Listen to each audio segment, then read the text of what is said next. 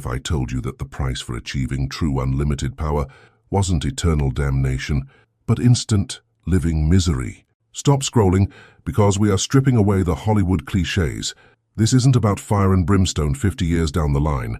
For centuries, the ultimate gamble has been the dark pact, the infamous deal with the devil. But the real consequence, the one that terrifies me the most, is the immediate and devastating psychological cost paid by those obsessed with the search for power. We are diving deep into the grim truth behind the most compelling historical legends, figures who seemingly achieved the impossible overnight, only to crumble under the weight of their own terrifying success. Think about the sheer impossibility of Niccolò Paganini, the greatest violinist who ever lived. His talent was so impossibly fast, so complex, that audiences genuinely believed his fingers were guided by something demonic. He could play 3 octaves at once. He could make the violin sound like a flute, a drum, and a guitar simultaneously. He was a rock star 200 years before rock was invented. But here is the catch. Contemporaries didn't describe him as triumphant. They described him as gaunt, haunted, frantic, and perpetually in agonizing fear of death. The legend says he sold his soul for talent. The reality suggests that the moment he gained that gift, his mind was already the collateral. It's the ultimate trade, absolute genius, in exchange for the absolute dismantling of your peace. But Paganini is just the beginning. What about Robert Johnson, the mythical bluesman who supposedly met a figure at the crossroads? His talent exploded in a way that defies explanation, but his life was short, paranoid, and ended violently. Why do these stories always follow the same pattern? Fame, fear, and then an abrupt, tragic end. It suggests the pact isn't a future payment. It's a loan shark that demands interest daily. If you're already feeling that chilling curiosity about what these dark agreements truly cost, smash that like button right now. And tell me in the comments, which historical figure do you think made the ultimate bargain? Forget gold. Forget immortality. The real price of selling your soul isn't the eternal damnation you think. It's the horrifying psychological cost you pay right here, right now. It's the moment you realize the shortcut you took has left you utterly, terrifyingly empty. Stop scrolling, because today we are tearing apart the Infernal Contract. We're not talking about cheesy horror movies. We are diving deep into the historical, cultural, and very real mental consequences for those who, according to legend, dared to make a deal with the darkness for unlimited power. The story of the soul seller is older than Christianity itself, but the modern blueprint, the high-stakes drama, was perfected by the legend of Faust. Faust wasn't just seeking riches, he was seeking ultimate knowledge, the kind of wisdom that breaks the human brain. He makes his deal with Mephistopheles, 24 years of limitless power and pleasure, followed by the ultimate payment. Now stick with me, because this is where the historical narrative gives us a profound psychological clue. The moment Faust got everything he wanted, universal knowledge, youth, magic, he became profoundly miserable. Why? Because the power wasn't earned. It was rented. Imagine achieving the highest possible level in a video game by using a cheat code that unlocks everything immediately. You're floating on top of the world, but the achievement feels hollow because you didn't conquer the grinding, the struggle, the process. The human brain is wired for effort and reward. When you skip the effort, you short-circuit the reward pathway, that feeling of emptiness. That, historians argue, is the immediate price of the Infernal Contract. It's not fire and brimstone, it's cognitive dissonance on a cosmic scale. And speaking of immediate payment, let's talk about one of the most famous alleged deals in American history, Robert Johnson. In the 1930s, Johnson, a struggling blues musician, suddenly disappeared, only to reappear months later playing the guitar with an impossible, almost supernatural skill. The legend says he met a dark figure at a crossroads at midnight who tuned his guitar and handed him mastery. This tale cemented the idea that the devil is the ultimate talent agent. But the terrifying consequence of Johnson's bargain, if we believe the legend, was the speed of his exit. He achieved legendary status, created music that defined genres, and then, at just 27, he was gone. The contract, it seems, has an acceleration clause. You get maximum impact, maximum fame, but your time is brutally compressed. This mirrors the old European folklore about those who made dark pacts. They often died violently, mysteriously, or succumbed to madness shortly after reaching their peak. It's the universe, or perhaps the subconscious, course-correcting the unnatural imbalance created by the deal. Now let's look at the terrifying fine print, the detail that often gets overlooked in Hollywood adaptations. When you sell your soul, you're selling your future potential. You're trading infinite unknown possibilities for a finite, highly specific guarantee of power now. Think of it like taking out a loan where the collateral is your entire future self. You get the money, but everything you do from that point forward technically belongs to the lender. This is the hidden source of the anxiety that haunts these legendary figures. They are perpetually looking over their shoulder, knowing that their time is a ticking clock, and every success they achieve merely increases the value of the final payment. It's the ultimate performance anxiety. And here is the psychological bombshell. The power you gain feels alien. According to the legends surrounding people like Niccolò Paganini, the violin virtuoso, often accused of having demonic aid, the music he played was so transcendent that it scared the audience. It was too perfect, too intense, too inhuman. Imagine dedicating your life to an art form, finally achieving mastery, but everyone around you believes that the talent isn't yours. It belongs to the entity you contracted with. You lose ownership of your own genius. The achievement becomes a cage. You are now just a vessel, and that realization is perhaps the most terrifying consequence of all. It's the ultimate identity crisis. But wait, there's a hidden clause that modern researchers often point to when analyzing these historical narratives. The real trick of the devil, the ultimate plot twist, isn't demanding the soul, it's convincing the person that the deal must be made. Many of these legends feature individuals who are already deeply ambitious, bordering on obsession, and struggling with feelings of inadequacy or despair. The demon often appears when the person is at their absolute lowest point, desperate for a shortcut. In a modern context, we might call this self-sabotage driven by perfectionism or extreme burnout. The Infernal Contract is the metaphorical culmination of pushing yourself beyond all healthy limits, sacrificing your relationships, your morals, and your sanity for a goal that, once achieved, fails to provide the promised fulfillment. The darkness doesn't steal the soul. The individual willingly throws it away in a moment of existential crisis. If you are surprised by how deep these ancient stories go and how much they reflect modern psychological struggles, make sure you hit that like button right now and subscribe, because we pull back the curtain on the world's most fascinating mysteries every week. So the next time you hear a story about a deal with the devil, remember this: the true terror isn't the eternal fire waiting on the other side. The true terror is the immediate, chilling realization that you have gained the world, but in doing so, you have lost the one thing that made the world worth having, your peace. And that, my friends, is a price no amount of power can ever justify. Forget mortgages. Forget student debt. What if the most expensive contract you could ever sign wasn't for money, but for your eternal soul? And here's the terrifying part. History proves that signing it never, ever works out. Stop scrolling right now, because we are diving deep into the chilling archives of ambition, paranoia, and the Infernal Contract. We're not talking about cheesy horror movies. We are examining the real-world psychological and historical burden carried by those who, legend says, sought unlimited power by making a deal with the devil. This concept, the Faustian Bargain, is simple. Trade eternity for immediate explosive success.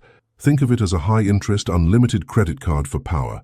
But what is the interest rate, really? The story starts, of course, with Johann Georg Faust, a 16th-century German scholar who supposedly summoned the demon Mephistopheles.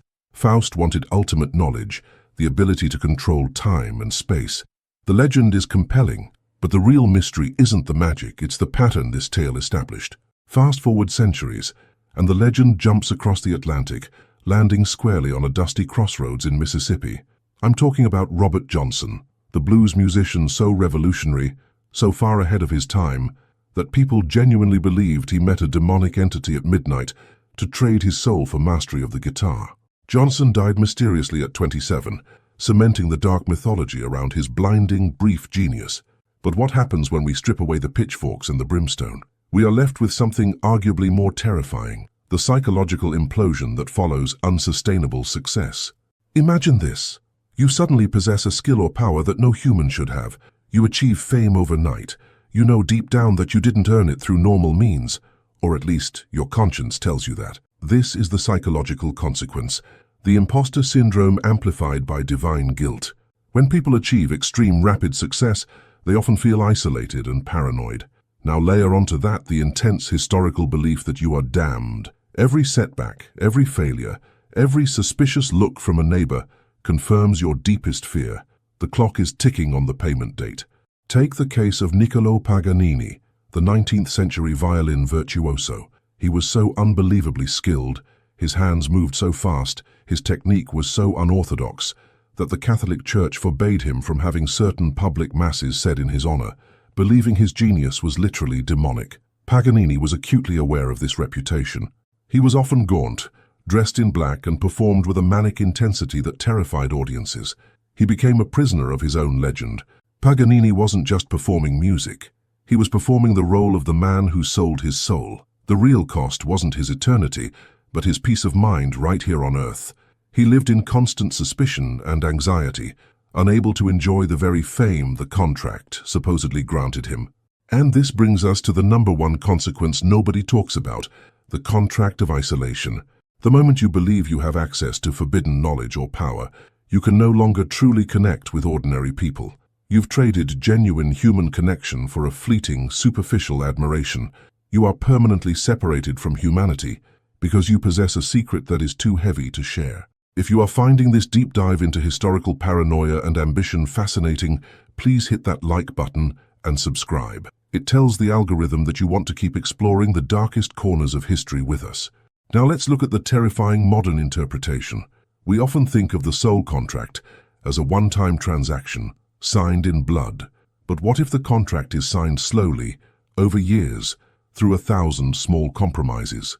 Think about the modern pursuit of extreme wealth or fame, the relentless drive that pushes people to sacrifice family, health, and ethical boundaries for the next big win. Every time an artist or entrepreneur makes a choice that compromises their core values just to achieve the next level of success, they are in essence making a micro-Faustian bargain. They get the reward immediately, but the interest accrues in the form of deep existential unhappiness. The plot twist is this: the devil doesn't need to show up at a crossroads. We often set the terms of the bargain ourselves.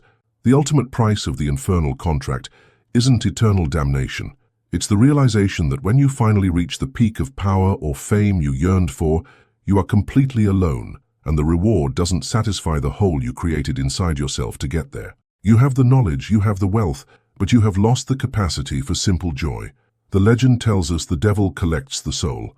But maybe, just maybe, the worst part is realizing that you gave it away for nothing of true value long before he came to collect. Which historical figure do you think paid the highest psychological price for their ambition? Let me know in the comments below. And be sure to check out our next episode where we uncover the secret society that tried to weaponize this very concept.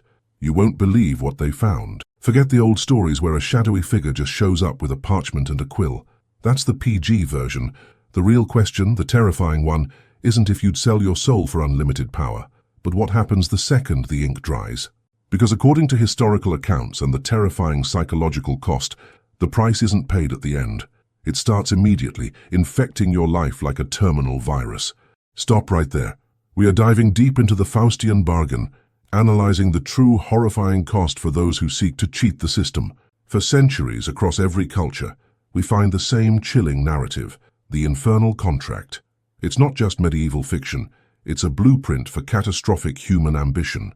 The premise is elegantly simple. You get ultimate knowledge, mastery, or wealth, usually for a fixed term, 7, 10, or maybe 24 years, and then the ultimate payment is due. Think about Niccolò Paganini, the 19th century violin virtuoso. His skill was so unnatural, so breathtakingly fast, that audiences genuinely believed he was possessed.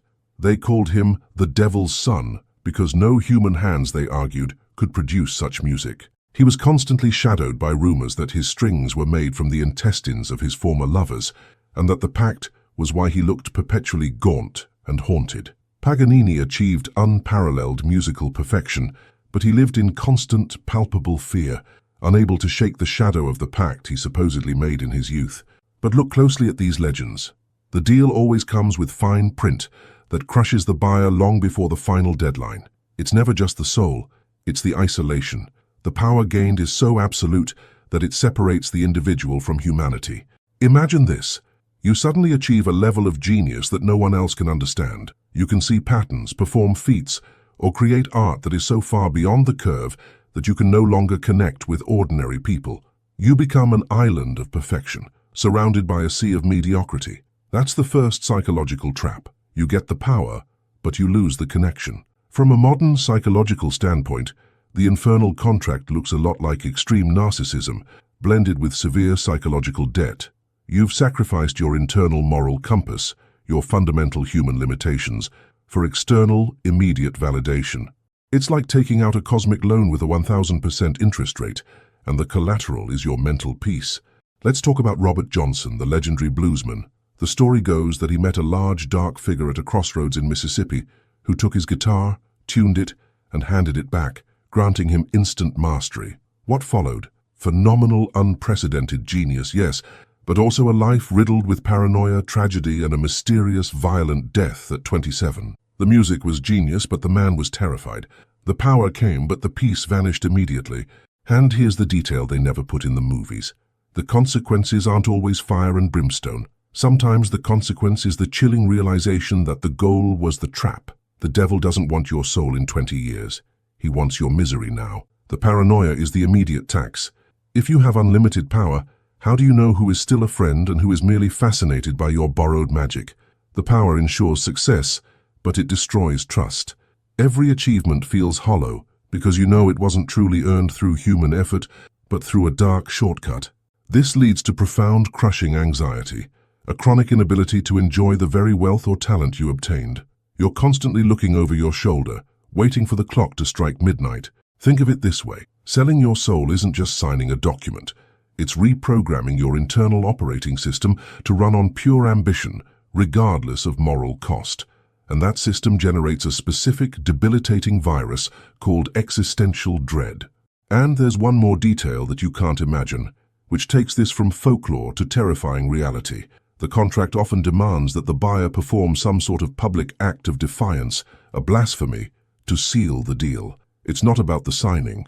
It's about the transformation into something entirely alien. This act ensures that even if they try to repent, their reputation and public image are permanently sealed in darkness, guaranteeing their isolation and ensuring that the human world will never welcome them back. They are trapped in their own fame. If you're already hooked on the dark history behind these legendary pacts and the psychological debt they incur, do me a favor, smash that like button and subscribe. We explore the deepest mysteries behind human ambition every week. And let me know in the comments, if you had 10 years of absolute power, what price besides your life would you refuse to pay? Now let's talk about the desperate final days of these tragic figures, because the end is always worse than the beginning, often involving frantic failed attempts to cheat the ultimate accountant. Forget mortgages, forget student loans. What is the single most expensive transaction in human history? It's not a gold bar, it's not a country, and it's not even Bitcoin. It is your soul. Stop for a second and ask yourself, if limitless power, genius, or fame was guaranteed to you right now, would you pay the ultimate, terrifying price? We are diving deep into the Infernal Contract, the Faustian Bargain, a myth that has haunted history for 1,000 years, and analyzing the terrifying interest rate attached to the ultimate shortcut.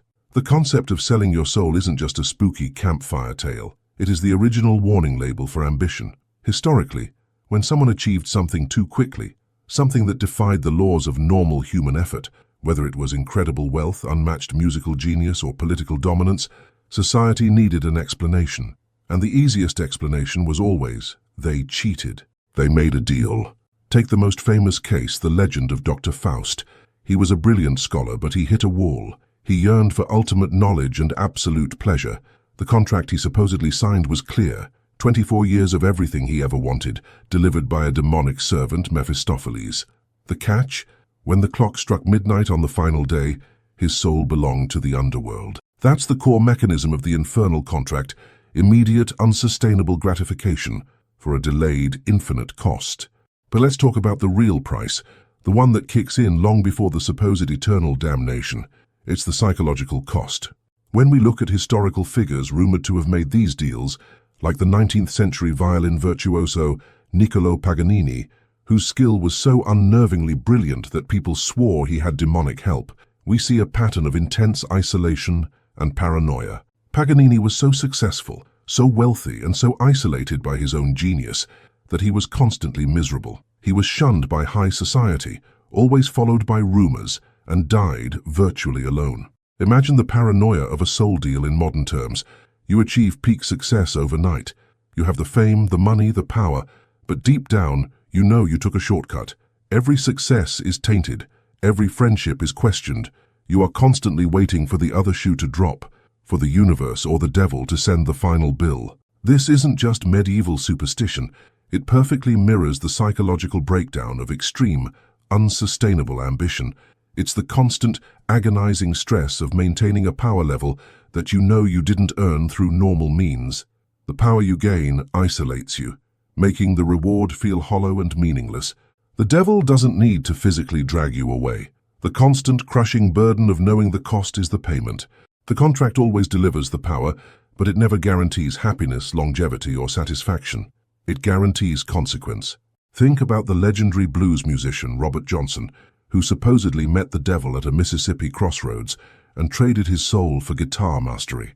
He got the skill. He became one of the foundational figures of modern music. But the bonus twist: he died young, penniless, and possibly poisoned. The deal was fulfilled, but the man was destroyed. The terrifying truth about the soul bargain is that it's not about gaining something new. It's about liquidating everything you already had. Your peace, your conscience, your future stability, for an instant rush. It's the ultimate form of spiritual debt, and the interest rate is always compounding. If you were hooked by the dark history of these terrifying bargains, hit that subscribe button right now. We unlock secrets and consequences like this every single week. And tell me in the comments, if you could have one wish guaranteed, but the cost was 10 years of your life, would you take the deal? Maybe we all make a version of the Infernal Contract every single day. We trade our time, our peace, and sometimes our health for small doses of power or success. The ultimate price of the soul deal isn't damnation. It's realizing you've gained the world, but lost the ability to enjoy it.